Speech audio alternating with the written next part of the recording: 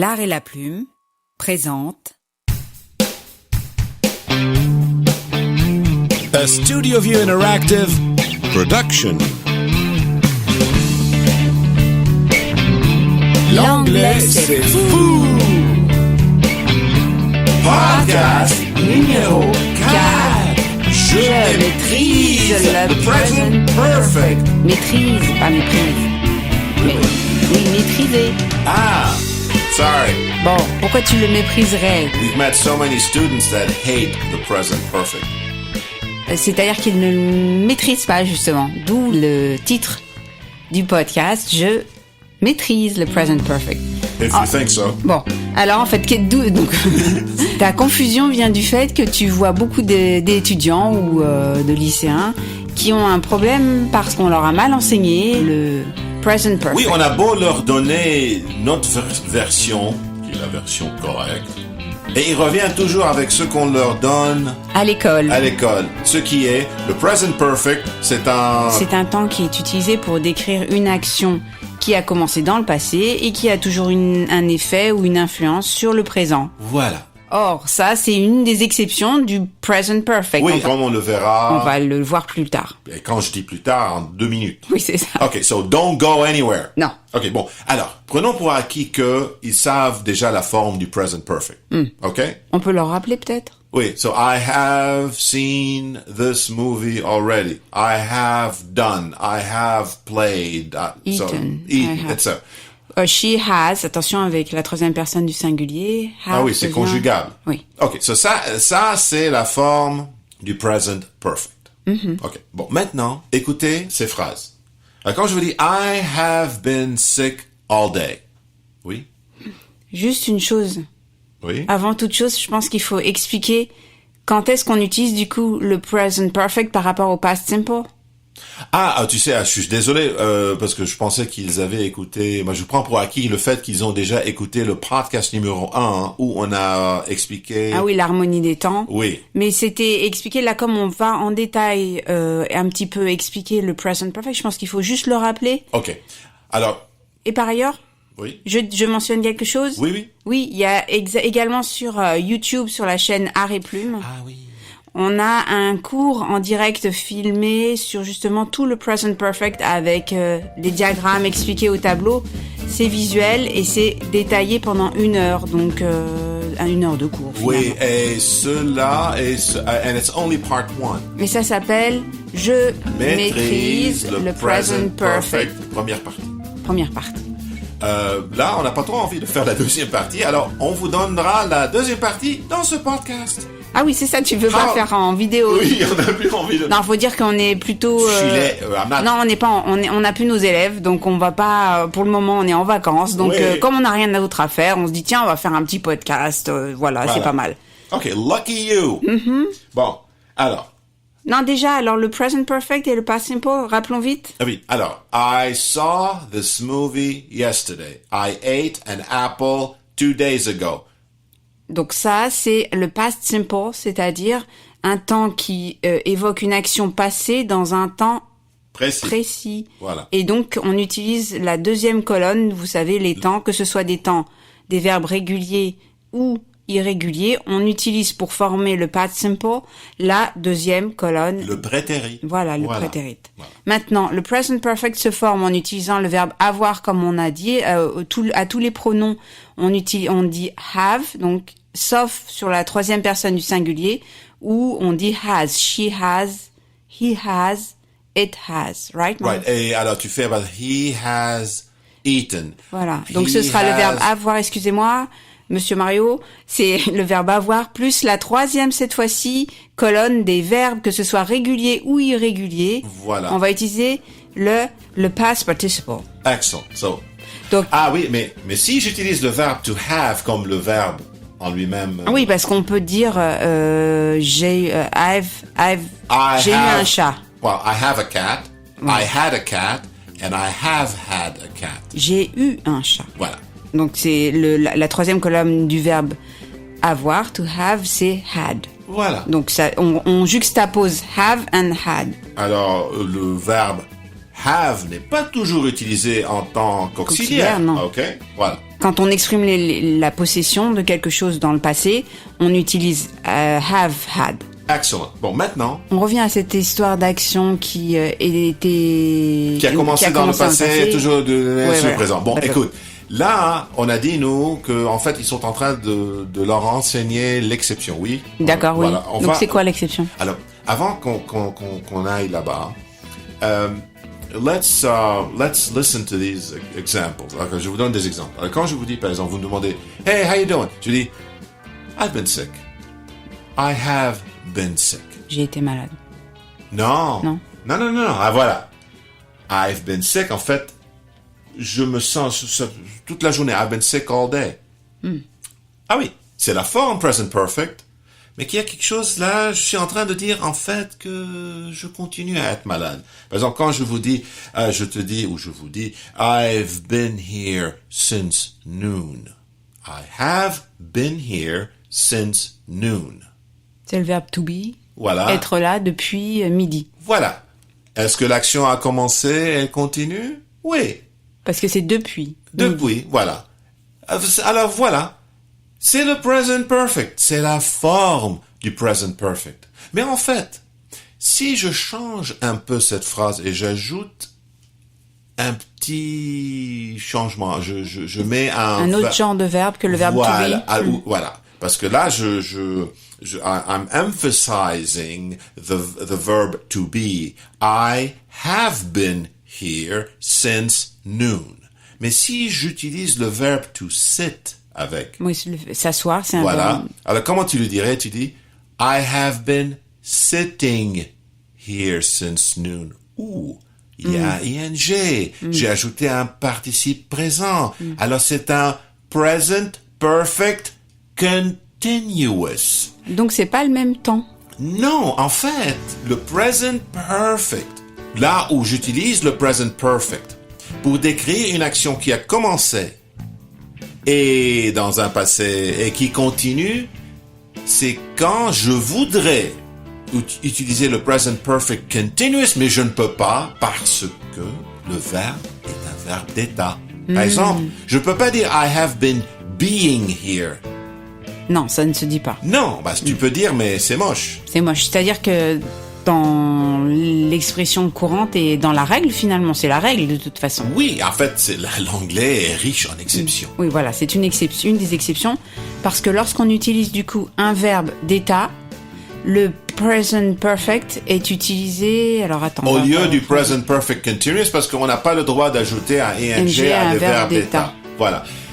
À savoir, en anglais, une autre exception, il y a plusieurs verbes qui peuvent à la fois être des verbes d'état et des verbes d'action. Donc il faut les connaître ou quoi? Ou c'est surtout le verbe to be mind? On le fait au pif, ok? Ah, au pif. Par exemple, je te donne un exemple.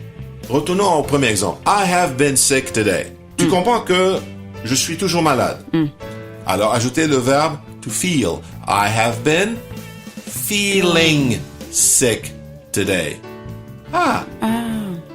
Ok, so, on ajoute un ing et on fait I have been feeling sick. Aussi, je peux dire I felt sick all day. Ah. Attends, ça c'est une autre exception qu'on va parler après. Auquel... Dont on va parler. Dont. On dit que l'anglais est difficile. Bref. On va quand même parler français correctement, même si on est là pour exposer des règles d'anglais. Yeah, but it's not my problem. I'm not French. That is your problem. Parce que là, c'est I don't care. Okay. qu'on va parler. Okay. So I have been feeling sick all day. I've been sick all day. On comprend que c'est du present perfect, mais en fait, c'est du present perfect au lieu du present perfect continuous. Au fait, comment est-ce qu'on construit ce present perfect continuous? I'm sure you're going to tell us. Bon, le sujet. Oui. D'accord. Ensuite, on utilise toujours have been. Yeah. Right? C'est ça? Et c'est conjugable. Oui, donc à la troisième personne du singulier, ce serait Has been. OK. Auquel? Tu sais quand on dit quelqu'un, he's a has been, tu sais ce que ça veut dire? Oui, c'est qu'il est vieux jeu. Oui, vieux jeu. Oui, c'est alors, ça. faire attention. Non, mais bon. On dit pas he's a has been. He has been. Et il faut ajouter un verbe. Ah, et non, et le verbe, un verbe n'importe lequel. So. Si c'est un verbe d'action, on ajoutera un ing puisque ce sera le Le participe présent. voilà. Voilà. Donc Et par exemple voilà, sitting. I have been sitting eating. here. Voilà, I've been eating. Alors, mais si on veut pas utiliser un verbe d'action, Et c'est toi aussi un verbe d'état. comme le verbe seulement to be, Voilà. so I've been here. Donc il y a pas besoin de on peut pas dire have been being. Ça fait, Non, c'est on peut impossible, pas. c'est redondant déjà. Voilà. Mais est-ce que s'applique également à d'autres genres de verbes d'état? En fait, non, c'est plus compliqué que ça. En anglais, par exemple, quand tu dis I've worked here all my life. Alors là, tu me licencies et moi je dis But I've worked here all my life. J'ai travaillé ici toute ma vie. Non. Non. Ça fait toute ma vie que je travaille. Oui, c'est pas ça s'applique pas en français. Voilà. Alors, I've worked here all my life. I've lived here all my life. Tu vois un ing là? Tu vois un participe présent? Non. Non. Pourquoi? Je te dis, l'être humain, il aime, c'est quoi le mot que je cherche? Simplifié. La paresse. Ah, il est paresseux. Oui, voilà. Alors, si on peut ne pas utiliser un ing, on l'utilise Mais pas. attention Mario, Oui, Sandrine. les gens qui nous écoutent ne sont pas des paresseux. Ils veulent apprendre. Oui, je comprends. Mais, Non, ils sont motivés là. Moi, mais je le sais. Eux, ils sont pas paresseux, mais nous sommes paresseux. Non, moi, je crois pas. Okay, fine. So, listen. Alors, par exemple, I live here all my... So, for example, I have lived here all my life. I have worked here all my life. So, dans chacun de ces exemples, bien que, par exemple, to work, c'est un verbe d'action, je suis en train, en effet, de décrire un état. Ah, Yeah. oui, c'est ça. C'est-à-dire que Alors quand quand tu exprimes un état, I've played here all my life. Parce que to play c'est un verbe d'action. Parce que tu dis I have been playing ball for 2 hours and I'm tired. Là, tu es obligé d'utiliser un have been playing. parce que c'est vraiment quelque chose d'actif. Dynamique. Oui, tu es en train d'exprimer you're describing something that has a dynamic aspect to it. Whereas if you say I've played here all my life and now they're destroying the park. Mais tu veux pas que je joue ici, je te dis mais I've played here all my life. Why are you kicking me out? Ça alors c'est un état. Je suis en train de décrire un état. Et là où j'utilise la forme du present perfect. Mais dans tous ces exemples, par exemple, un autre exemple. Là, tu sais l'exemple où on a donné un peu avant, on a dit I've worked here all my life, right? Imagine maintenant que je travaille sur un modèle le modèle d'avion et quelqu'un le casse. Je dis I've been working on this for 2 days. Oui. Parce que là, je décris l'aspect dynamique. J'étais en train L'action d'être en train de travailler, de le monter. façonner, de mettre de la colle, tout ça, oui. Ça, c'est dynamique. Alors, c'est le present perfect continuous. OK? C'est ça la confusion. Mais eux, ils leur apprennent. C'est une action qui a commencé dans le passé, qui a toujours c'est pas du... Donc en fait, le present perfect continuous est bien une action qui a commencé dans le passé, qui est toujours en train de se poursuivre. Par contre. Mais elle emprunte la forme du present perfect quand on utilise un verbe d'état. Ou on veut exprimer un état versus une action, une chose qui est en train de se produire dynamiquement. Par exemple, cet exemple de I've worked here all my life versus I have been working on a solution since yesterday. Oui. Par exemple. Alors, reprenons un peu cet exemple de I've felt sick all day. Si tu dis I've already been sick, le moment où tu mets already, tu dois utiliser le present perfect. Parce que là, tu es vraiment en train de dire c'est une action qui a eu lieu dans le passé. C'est une action terminée. Elle ne se produit plus. Quand est-ce qu'elle a eu lieu? Dans un passé. Quel genre de passé? Imprécis. Voilà. Imprécis. Ou, sinon, tu es obligé d'utiliser le past simple. I was sick 2 weeks ago. C'est précis. I was sick yesterday. T'as une référence qui t'indique à quel moment tu as été malade. Voilà. Okay. D'accord. Je pense que c'est clair là. J'espère. Voilà. Sinon, je pense qu'il faut prendre des notes se faire un petit tableau ou aller voir justement cette vidéo sur YouTube et prendre le schéma comme référence. Oui. Ah, il y a des schémas. On a fait tableau. des schémas. On a fait des algorithmes. Ah, les algorithmes. Oui. On adore ce mot. Oui, c'est vrai que c'est... Bon, so for example, let's say, so I've been living in hell ever since the neighbor moved in next door. Okay. J'étais perplexe là, je me demandais. Lesquels? Non. So now the mother of all exceptions. Comment est-ce qu'on utilise le present perfect à la forme négative ou le present perfect continuous à la forme négative? Yeah. Okay. Là, ça c'est un peu délicat. In the negative form. À la forme négative. Voilà. Voilà, par exemple, I have not seen him since Thursday. D'accord.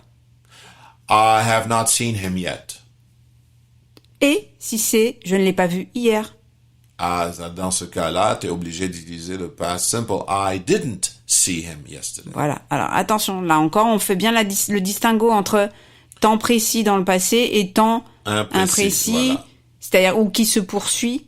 Yeah, I mean, I haven't seen this yet. J'ai toujours pas vu ça. Je n'ai pas encore vu. Je l'ai pas encore vu. Mais si, par exemple, tu l'as vu jeudi dernier, et depuis, tu l'as pas revu, alors tu dirais, I have not seen this since last Thursday. Alors, à nouveau, on l'a vu jeudi dernier, et on l'a pas revu. Okay. I have not seen this since Thursday. D'accord. En contraste, imagine que tu as commencé à la voir, cette chose, depuis jeudi dernier. Ça devient I have been seeing this since last Thursday. Dans ce cas-là, see est un verbe utilisé en forme d'action. Parce que see, ça peut être aussi, to see, ça peut être à la fois action et état. Il y a toute une liste de verbes en anglais qui peuvent à la fois être état. En fait, amusez-vous, allez sur Google, cherchez state verbs and action verbs, vous trouverez beaucoup d'informations. Et si tu disais, je n'ai pas mangé de gluten depuis 3 mois? I have not eaten any gluten since... for 3 months. Mais puisque ça continue, tu dirais pas I haven't been eating gluten? So here you raise an interesting question. Okay, so let's take your favorite dish, liver. Oui. C'est-à-dire le foie. Le foie. C'est riche en fer, je crois, mais... Oui, bref. Bon. Allez. Donc, je n'ai jamais mangé de foie. I have never eaten liver. Voilà. Je n'ai pas mangé de foie depuis que j'ai 10 ans. Okay. So I have not eaten liver since I was 10 years old, or 10, since I was 10. I haven't eaten liver since I was 10. Bon. Donc, est-ce que, du coup, le present perfect continuous existe à la forme négative? Oui, si tu veux vraiment préciser l'aspect dynamique de l'expression. Par exemple, I haven't been drinking. No, I haven't been smoking. No. Mais si tu décris ton état de sobriété, comment tu dis, sobriety, comment on dit sobriété. Ça? Voilà. I haven't had a drink in years. I haven't been sober in years. Or I haven't. Okay. So I haven't had a drink in years, par exemple. I haven't been seeing a shrink. No. I haven't been seeing a shrink. Parce que là, tu es en train de décrire l'action physique de voir un psy. A shrink, c'est le...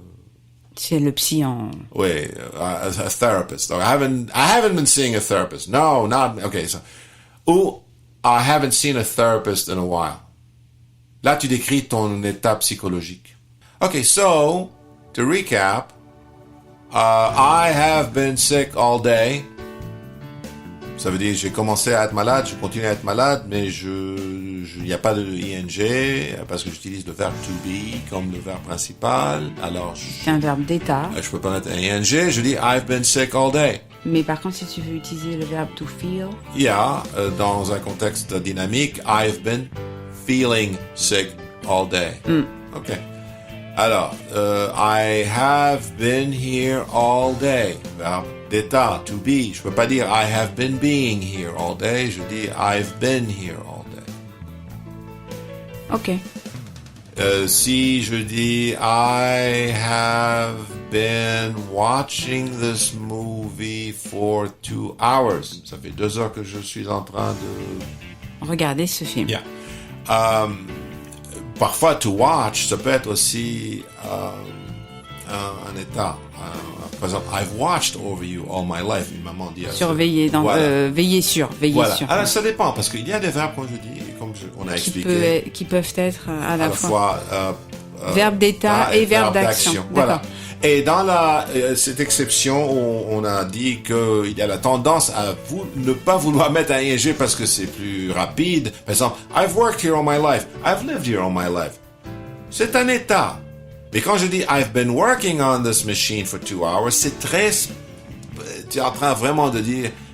Là, tu es en train de préciser que c'est un...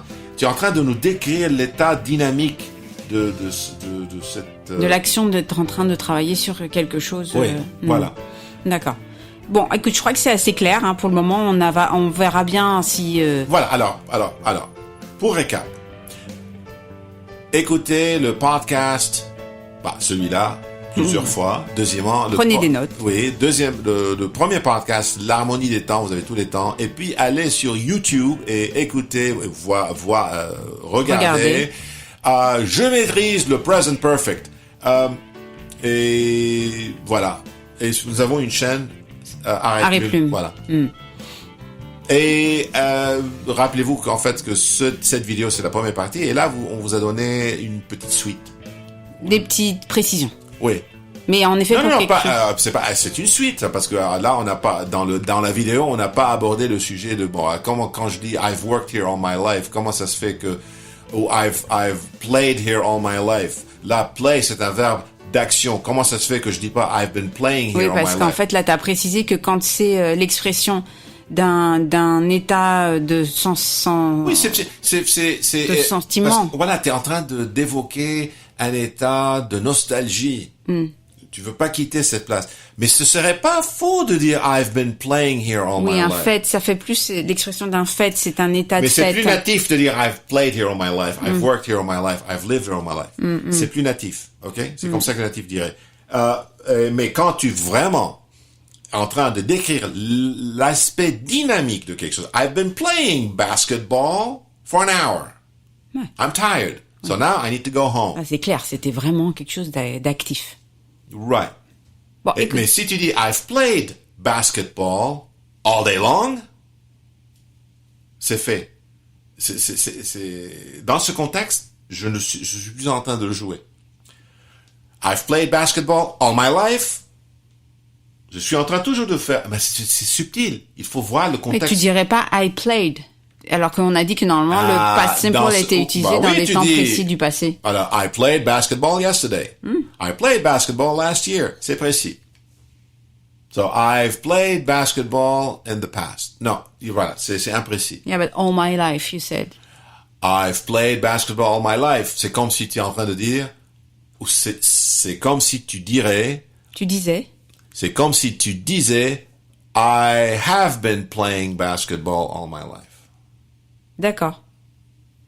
Parce que c'était un état de fait, c'est comme un état, c'est-à-dire que tu es un joueur de basket. Voilà. C'est un état de fait que c'est quelque chose qui te colle à la peau. Oui. Et c'est pas it's not a capital crime if you use one or the other. Non, c'est pas très grave si tu interchanges. So, si tu dis I've worked here all my life. C'est pas faux de dire I've been working here all my life.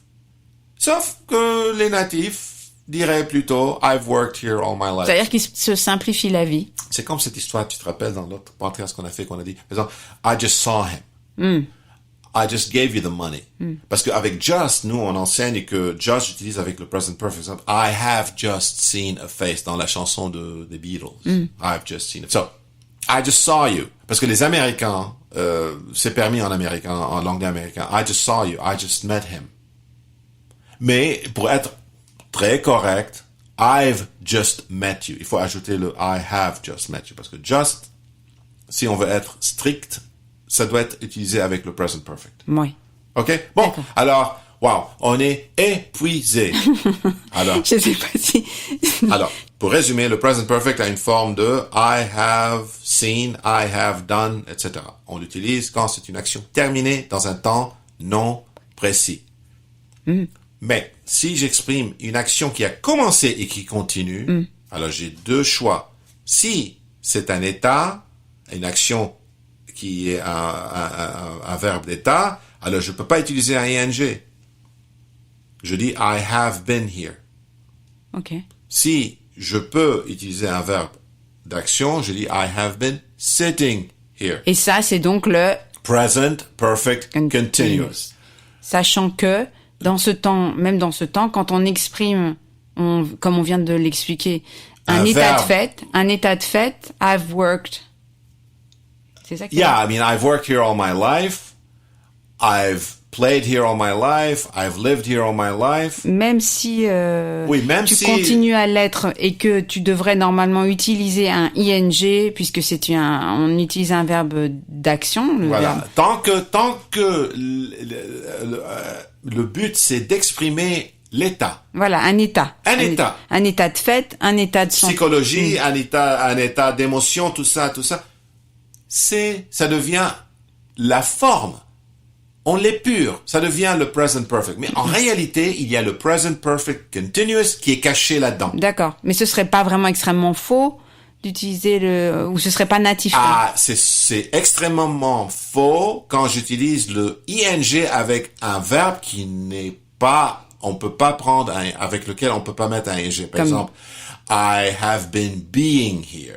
Ça c'est faux. C'est tout à fait. Oui, à savoir que being en lui-même, je peux l'utiliser comme un gérondif. Par exemple, I like being here. C'est différent. Ça, vous allez écouter ça dans on a l'album, le participe présent. Ouais, mais ça c'est ce ne sont pas des podcasts, c'est donc vous pouvez trouver ça Oui, sur ils toutes peuvent les les trouver. plateformes de, Oui, voilà. de streaming. Alors, voilà. Being, c'est correct, mais on peut pas l'utiliser avec, dans le contexte de present perfect continuous, comme I have been being. Non, ça serait faux. D'accord. OK? Alors, un verbe comme to be, qui est vraiment, par excellence, un verbe d'état, ne peut pas avoir un ing quand c'est utilisé dans un contexte de present perfect continuous. D'accord. C'est là où on est obligé d'utiliser la forme present perfect. Voilà. Voilà? OK. Je pense qu'on a compris. I hope this was confusing. if it wasn't confusing, then we didn't do our job right. C'est-à-dire que non, ça, je pense que ça a clarifié. La seule chose qui va être compliquée, c'est pour eux, c'est de comprendre quand on dit I've worked here.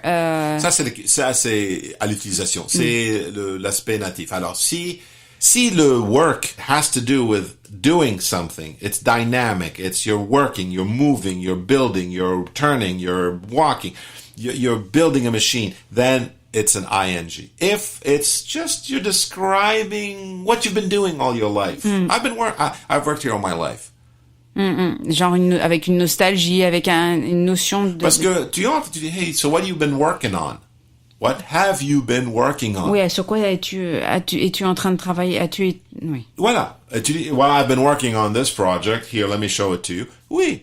Oui, il faut pas essayer de faire la traduction finalement avec le français. Il faut savoir et après, il faut pratiquer. Voilà. C'est aussi ça. Voilà, parce que quand tu dis I've been working on this project, là c'est très précis. Tu le rabaisses du niveau Existentiel. Voilà, grandiose.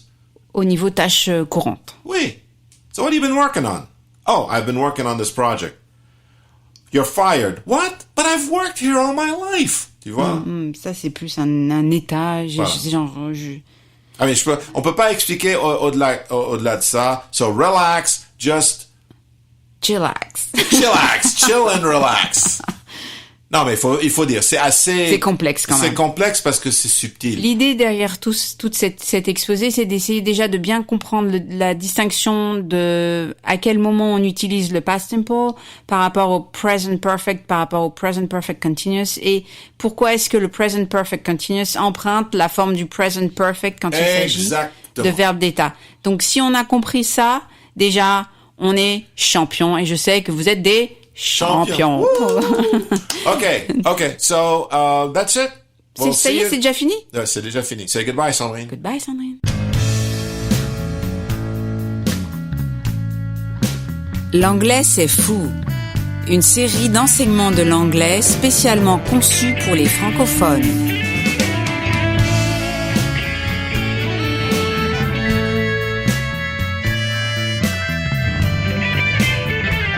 Produite et réalisée par Mario-Henri Chacour pour Planet English.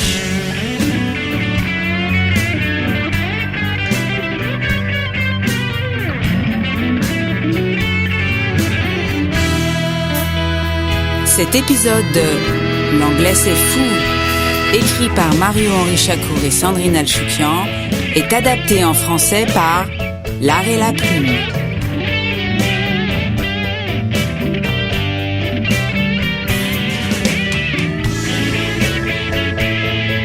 Musique conçue, produite et réalisée par Mario-Henri Chacour au studio Churchman Way aux États-Unis.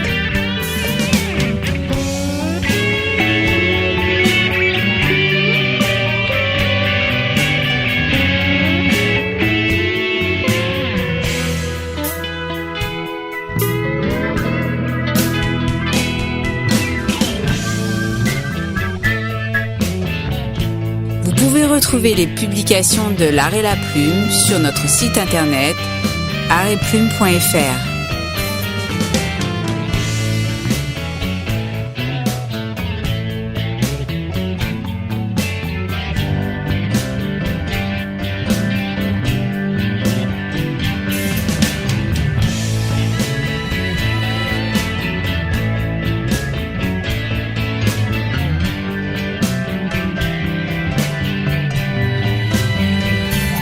L'anglais, c'est fou!